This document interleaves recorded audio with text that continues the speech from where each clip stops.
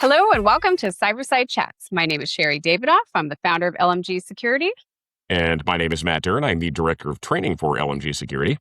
And today we're going to talk about AI versus AI. There is a Spy trend versus that spy. Spy versus spy, AI versus AI. There is a trend in the news. There's a couple scary trends, actually. You've probably seen that Mythos and OpenAI and other AI frontier models have started breaking into companies on the internet and in some cases stealing things because apparently they don't realize that this is the real world and not just some competition. And we're also seeing that they're starting to plant attacks for other AI agents, not just for humans. So let's dig into this because recently there was a report by the UK AI Security Institute that detailed one of these attacks. And that also relates to some of the new research coming out of Black Hat, where we just were last week. Matt, should we dig in? I mean, we may as well. This is the big headline right now. What we saw was the Anthropic Mythos 5 version, which was, I guess, responsible for breaking into unintentionally some companies out there on the internet. So we had a, nice little, media. It had internet access. And it seems like once they get internet access, they're going to break into things, seems to be the foregone conclusion. It was trying to solve a cyber challenge. And the way it did it was it tried to insert malicious code into a publicly used open source project. And I thought this was fascinating because it actually started researching who maintained the code repo. It started creating multiple fake identities, and then it used them to start pressuring the maintainer into approving a pull request, which would have bundled a hidden malware dropper with a real bug fix. So it was trying to get its malicious code actually incorporated into a real open source library, and it came shockingly close. It did. I think the big thing here is that it actually went after like a physical person, which we have not really seen AI do before. Yeah. Which was again kind of a jump forward in what AI is doing when it comes down to its actual works on the internet. Yeah, and the other thing I thought was really interesting was it thought that the repo had an AI maintainer as well. It's not clear if it actually did, but it thought it did. And so it actually created a prompt injection. It did this in a comment that would have been invisible to the naked AI. It was within the HTML so that it would have been seen by AI agents and not by an actual human being. So the comment was actually directed to AI coding agents. It directed it to Claude Code and Codex and Cursor. And it told it that if it wanted to actually collect diagnostics, it would first have to run a shell command. And of course, where did the shell command go? To malware, to a malicious file. Yeah. So it was trying to trick the AI into running malicious code. The interesting thing about this was it was a human that caught this. It was a bystander who was like watching the repository, and they publicly warned on both the issue and the pull request that the code contained malware, which is again kind of a lucky break, really. Yeah, a lucky break, really. The other reason they're lucky is that the person who investigated it they investigated it in their own sandbox. If one of the maintainers had investigated it with their own privileges, it would have actually probably merged the code. But because the person who investigated it didn't have that privilege, they were lucky and the malware didn't actually do anything.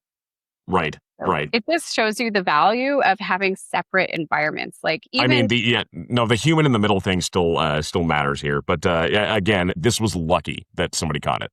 Yeah, I thought it was interesting that the AI Security Institute actually said, and I'm quoting here, the margin between failure and success was narrow, resting on human vigilance rather than a technical barrier.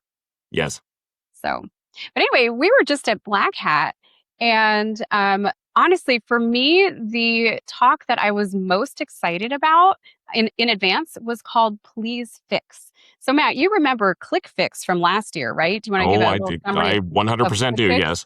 ClickFix was a fake CAPTCHA that, it tricked a person into, pasting a command into their browser which then allowed for a hacker to inject malicious code into the system they were operating at that point.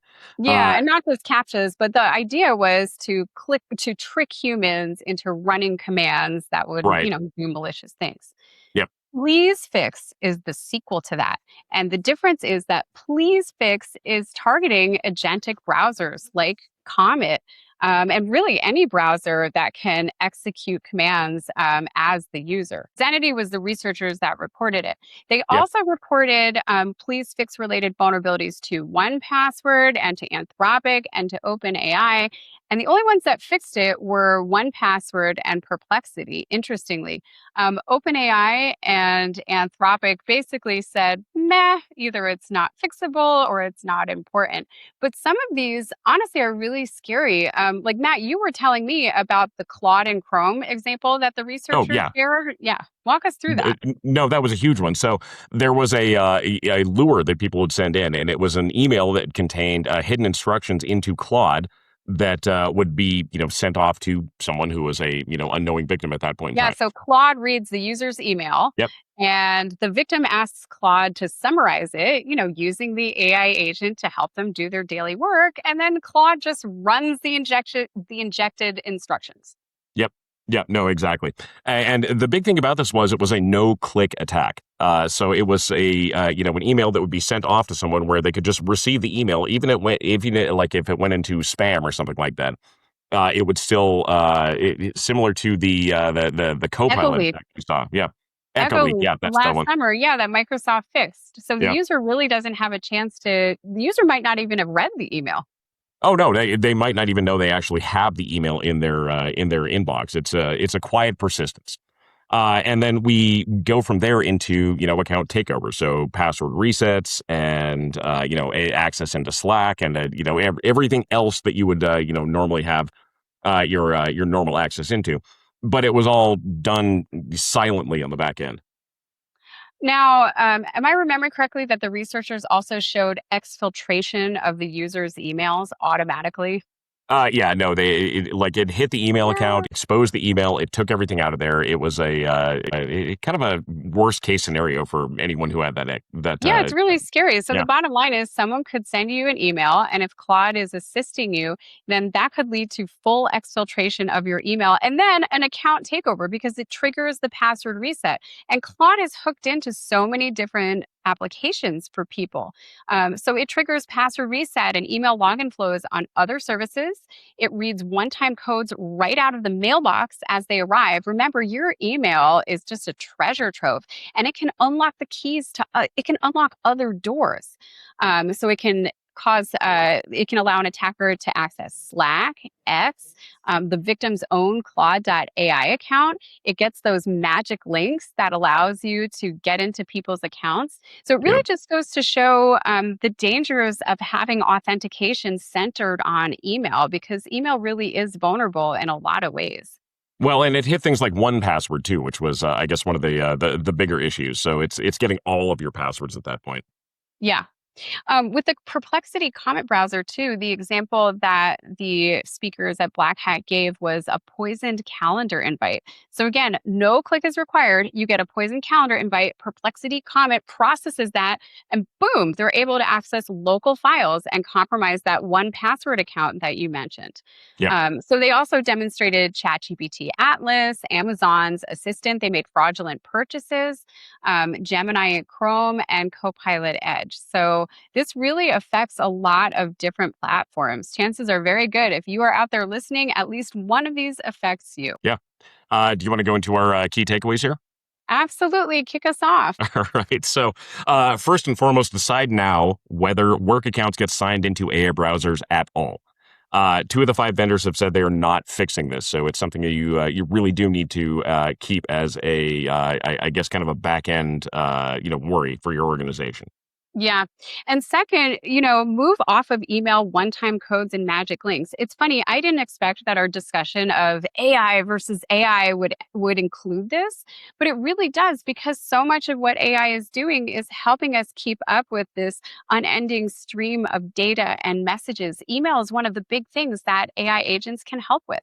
And that means that they have access to your one time codes and they can potentially be used to abuse that access as well. So we Oh, really need to shift away from email one time codes and magic links for anything that matters. And more things matter than you might think.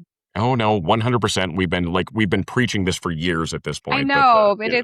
it's really like ratcheted up. Okay, what's number Oh, 3? yeah. Okay. All right. Number 3, inventory which of your automations read outside text and then act with permissions, and put a person in the step that actually commits those changes. So we've talked about human in the middle as a security control here. This is a an incredibly important security control. Yep. And then when you're vetting your outside vendors, ask what are your dependencies? What outside code goes into your product? What gets run automatically? We really need to start thinking about our developers' pipelines as well and how do they manage their systems. This is definitely an area where I think vendors are going to start to see increased scrutiny, or they need to, because the universe of software updates is changing. Yeah, agreed.